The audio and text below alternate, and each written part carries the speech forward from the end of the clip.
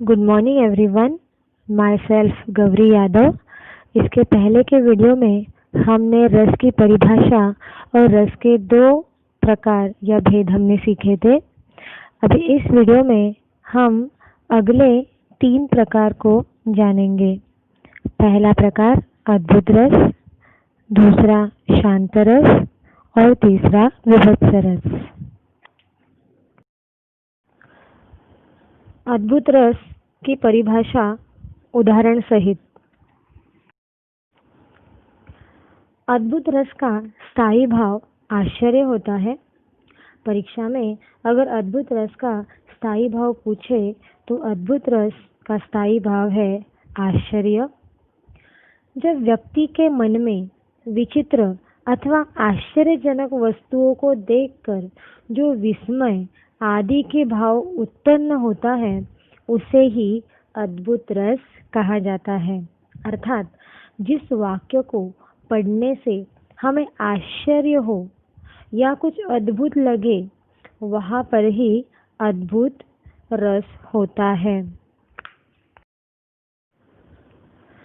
अद्भुत रस का पहला उदाहरण है, देख यशोदा शिशु के मुख में सकल विश्व की माया, क्षण भर को वह बनी अचेतन, हिल न सकी कोमल काया।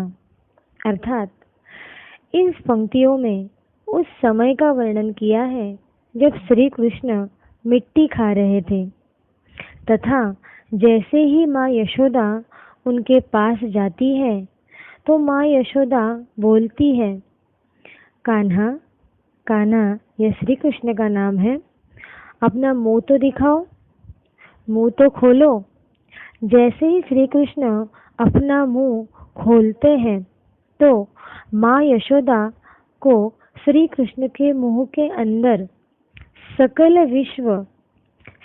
विश्व की माया, सकल विश्व, सकल का मतलब होता है संपूर्ण और विश्व का मतलब है ब्रह्मांड, पूरा विश्व, पूरा ब्रह्मांड उनके मुख के अंदर जब यशोदा देखती है तो यह सब देखकर जो यशोदा है वो अचेतन हो जाती है। क्षण भर को वह बनी अचेतन, यहाँ पर यशोदा जो है वह अचेतन हो जाती है, आश्चर्यचकित हो जाती है।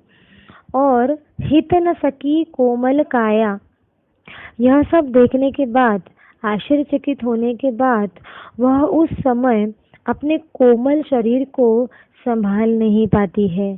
हिल न सकी कोमल काया, अपने कोमल शरीर, काया मतलब शरीर, अपने शरीर को वो संभाल नहीं पाती है। और इस तरह से हमने यहाँ पर देखा कि जब हम ये पंक्तियाँ पढ़ते हैं, जब हम उस पंक्तियों को सुनते हैं तो हमें आश्चर्य हो रहा है और यहाँ पर अद्भुत रस कहा जाता है। इसलिए अद्भुत रस की परिभाषा जिस वाक्य को पढ़ने से हमें आश्चर्य प्राप्त हो या आश्चर्य होता है, हम आश्चर्यचकित हो जाते हैं, वहाँ पर होता है अद्भुत रस।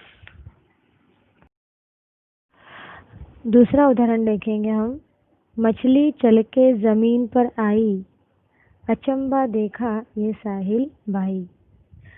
मछली चल के जमीन पर आई, अचंबा का मतलब है यहाँ पे आश्चर्य होना, साहिल का मतलब है यहाँ पे नदी का किनारा। यहाँ पर आश्चर्य की घटना ये घटी है कि मछली चल के ज़मीन पर आई है, नदी के किनारे आई है।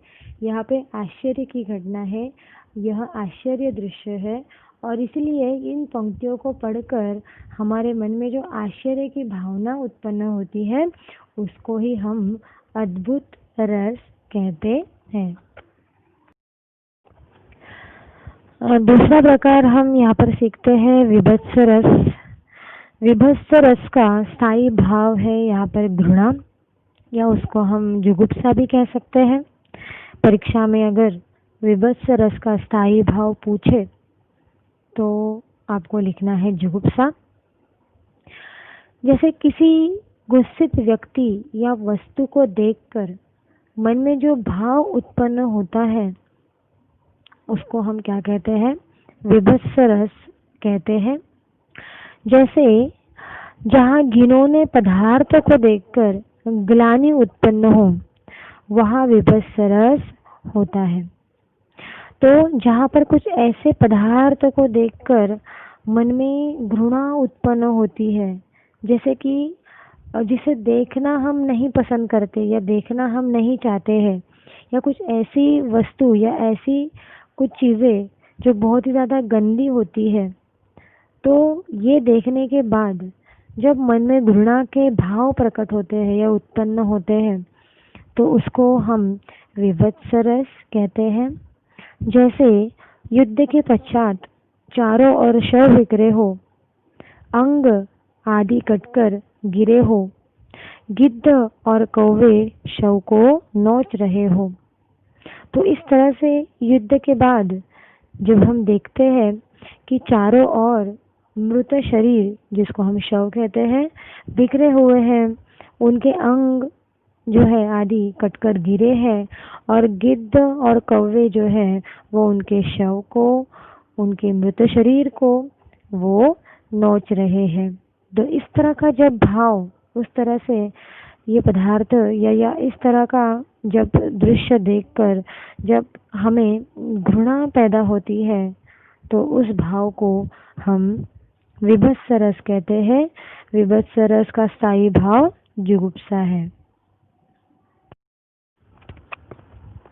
विभत्स रस का उदाहरण देखते हैं। आंखें निकाल उड़ जाते, क्षण भर उड़कर आ जाते, शव जीभ खींच कर कौवे जुबला जुबला कर खाते, भोजन के श्वान लगे मुर्दे पर मुर्दे लेटे, खा मांस चाट लेते, चटनी सम बहते बेते। अर्थात यहाँ पर जो पंक्ति है इसमें युद्ध का वर्णन किया हुआ है, जहाँ पर युद्ध के बाद या युद्ध समाप्त यहाँ पर हो चुका है, और युद्ध समाप्त होने के बाद वहाँ पर सैनिकों के जो शव है, जो मृत शरीर जो पड़े हुए हैं, और उन सैनिकों को जो शव है, मृत शरीर है, उनमें कौवे और गिद्ध लगे हुए हैं। कोई उनकी आंख निकाल कर उड़ जा रहा है, तो कोई उनके शव के जीभ खींच कर कौवे जो है वो खा रहे हैं। श्वान लगे मुर्दे पर मुर्दे लेटे, श्वान का मतलब यहाँ पर कुत्ते या कुत्ता, जो उनके मुर्दे शरीर को जो है वो चाट रहे हैं, उनके मांस को वो खा रहे हैं। तो इस तरह के जब हम इन पंक्तियों को पढ़ते हैं तो हमारे अंदर एक घृणा का भाव उत्पन्न होता है। अर्थात जब हम किसी ऐसी चीज को देखकर जब हमारे मन में जब घिन उत्पन्न होती है, जब एक घृणा उत्पन्न होता है, कुछ ऐसी चीज देखना हम बिल्कुल भी पसंद नहीं करते हैं, या फिर बहुत ही ज़्यादा वो गंदा होता है, तो इस भाव को या इस घृणा के भाव को हम विभत्स रस कहते हैं।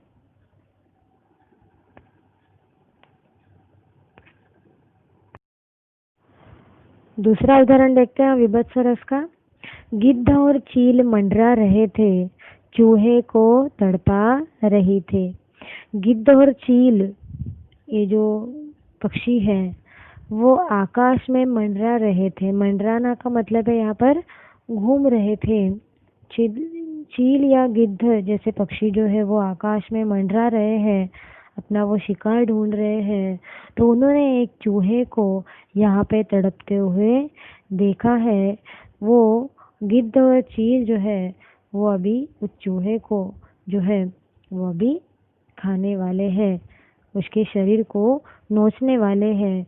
तो इस तरह से जब ऐसे कुछ पंक्तियाँ जो आती है, जिसको देखकर हमें बहुत ही ज़्यादा घृणा उत्पन्न होती है, बहुत ही ज़्यादा गंदा या बहुत ही ज़्यादा देखना बिल्कुल पसंद नहीं करते, ऐसी कुछ चीज़ें जब हम देखते हैं तो उसको हम कहते हैं विभत्स रस, जिससे घृणा पैदा होती है, उत्पन्न होती है। आखिरी जो प्रकार हम सीखेंगे यहाँ पर शांतरस। जैसे कि उसके नाम से ही पता चलता है जिस वाक्य को पढ़ने से हमें शांति का अनुभव हो वहाँ होता है शांत रस। शांत रस का जो स्थायी भाव है वो है निर्वेद। परिभाषा देखते हैं हम, जहाँ संसार के प्रति उदासीनता के भाव का वर्णन किया गया हो वहाँ शांत रस होता है। अर्थात व्यक्ति को यह लगता है कि यह संसार एक मोह माया है और इन सबको छोड़कर हमें भगवान का भजन करना चाहिए या फिर भगवान का स्मरण करना चाहिए, भगवान को याद करना चाहिए। तो यहाँ पर जब जो भी भाव उत्पन्न होते हैं उसको हम कहते हैं शांत रस। इस तरह से हम उदाहरण देखते हैं, मन पचतहित अवसर बीते, दुर्लभ देई पाई हरिपद, भजू करम असहिते। अर्थात इस पंक्ति में जो भावार्थ है वह यह है कि जब हमें समय निकल जाता है, जैसे कि अवसर बीते, अवसर का मतलब है यहाँ पे समय, जब अवसर बीत जाता है या फिर जब समय निकल जाता है तब पछताने से कुछ भी नहीं होता है।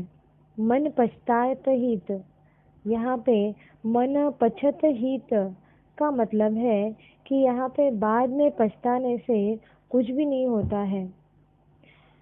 दुर्लभ देही पाई हरिपद, भजू करम असहिते। हमें एक बार ही मानव का जन्म मिलता है, एक ही बार ही हम मानव का जन्म लेते हैं, उसको कहते हैं दुर्लभ देही। एक बार जो मानव का जन्म ले उस मानव के जन्म को हम कहते हैं दुर्लभ देही। तो इस तरह से हमें जो मानव का जन्म मिला है या जो मानव का जन्म हमें जो कहा गया है उसको दुर्लभ देही कहते हैं।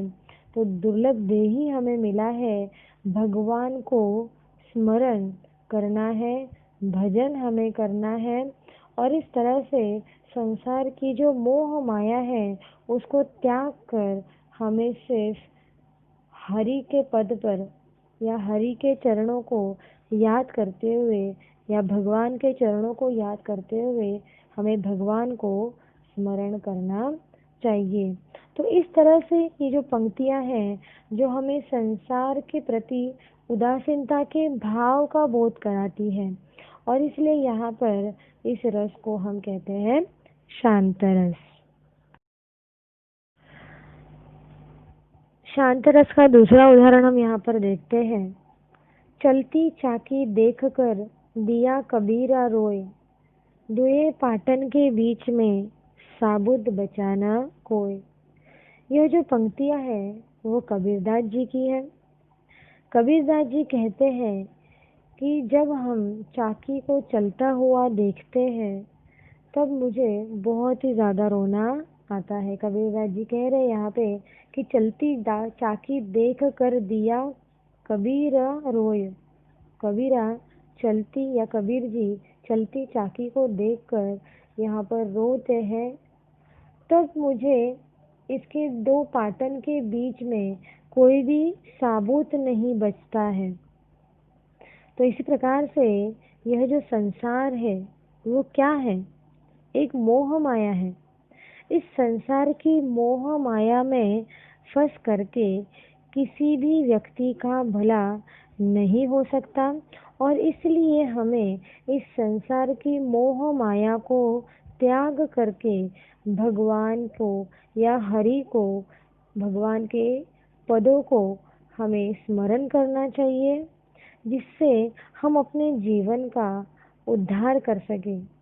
तो इस प्रकार से हमने देखा कि इन पंक्तियों को पढ़ कर के हमें संसार के उदासीनता के भाव का बोध होता है और इसलिए यहाँ पर शांत रस होता है। शांत रस का जो स्थायी भाव है वो है निर्वेद। Thank you.